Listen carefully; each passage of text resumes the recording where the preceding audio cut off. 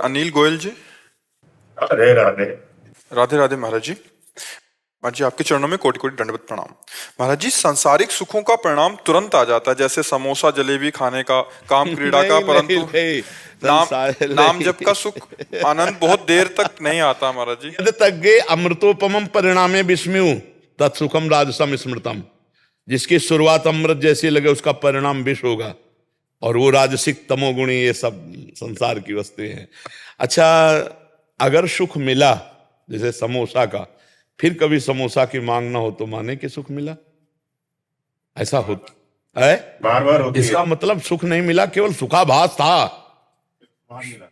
सुखाभास मतलब सुखाभास जहां सुख है नहीं, केवल सुख की बात लगती है। जैसे कुत्ता हड्डी लेकर के एकांत में भागता है कि दूसरा कुत्ता छीन न ले, मेरा सुख है, और चबाता है तो उसके गलफरों से खून निकलता है, तो वो देख देख कर आनंदित होता है, फिर चबा रहा है, तो उसका भ्रम ही है ना। ऐसे ही मेरी रसेंद्री अगर बिगड़ जाए और कोई पदार्थ हमें सुख दे दे, तो आप हमें बताओ, हमारी जबान बुखार के बाद जब बिगड़ जाती है तो खीर भी कड़वी लगती है। कौन सा पदार्थ अच्छा लगता है? बोले कुछ अच्छा नहीं लगता है, रटाओ। बोले बिस्कुट ये वो बोले कुछ नहीं यार, बुखार के कारण जीभ खराब हो गई। मतलब उसमें अगर सुख होता तो मिलता मुझे। मतलब मेरी रसेंद्री में सुख आकर्षण भ्रमात्मक है तो उसमें स्वाद है। अगर मेरी जबान में छाला पड़ जाए तो किसी भी स्वाद में आप विचार करो। हमारी घ्राणेन्द्रिय बिगड़ जाए तो कोई सुगंध हमें नहीं लगेगी। हमारा स्वास्थ्य बिगड़ जाए तो हर भोग, तो सुख का सत्य वस्तु त्रिकाल सत्य होती है। समोसा चटनी खाकर जो सुख मिला तो फिर केवट की तरह कह देना चाहिए भगवान अब कछुनाथ लचाही। ऐसा तो नहीं हुआ, ऐसा नहीं हुआ। इसका मतलब ये भूत के लड्डू है। जैसे स्वपन के लड्डू, स्वपन में सब खाया पिया लेकिन जगह तो कुछ नहीं, 4 घंटा बाद फिर वही मांग। मान लो पेट भर लिया, फिर 4 घंटे गणित लगाया, आज अब क्या पाया जाए। पूरा जीवन हो गया पाते पाते, आज तक तृप्ति नहीं हुई। क्या सुख है ये सुख है।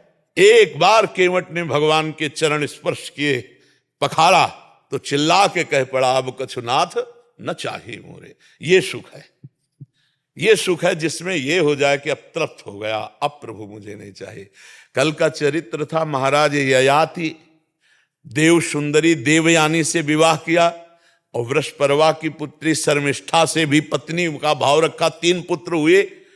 जब देवयानी ने जाना कि दासी से 3 पुत्र हुए, तब उन्होंने कहा मुझ सुंदरी से तुम्हें तृप्ति नहीं हुई, हमने कहा था इस दासी को कभी सैया पे ना आने देना। अब शुक्राचार्य जी के पास चली गई, उनके पिता थे शुक्राचार्य जी, और शुक्राचार्य जी से साप दिला दिया ययाति को कि बूढ़े हो जाए और शक्तिहीन हो जाए। महाराज ययाति बूढ़े हो गए। तब देवयानी से कहा तुम्हें होश है, तुमने अपने लिए खतरा मोल ले लिया। जब हम तुम्हारे पति बूढ़े हो गए, किसी काम के नहीं रह गए, तो तुम्हारा जीवन क्या। तो उन्होंने फिर पिताजी से प्रार्थना की, बहुत ध्यान से सुनना। तो उनके पिताजी ने कहा जो पुत्र तुम्हें अपनी जवानी दे दे उससे ले लो। 5 पुत्र थे, जो पुरुजी महाराज थे उनके पुत्रों में। उन्होंने कहा पिता का पूरा अधिकार है हमारे जीवन पर, और मैं अपनी आयु देता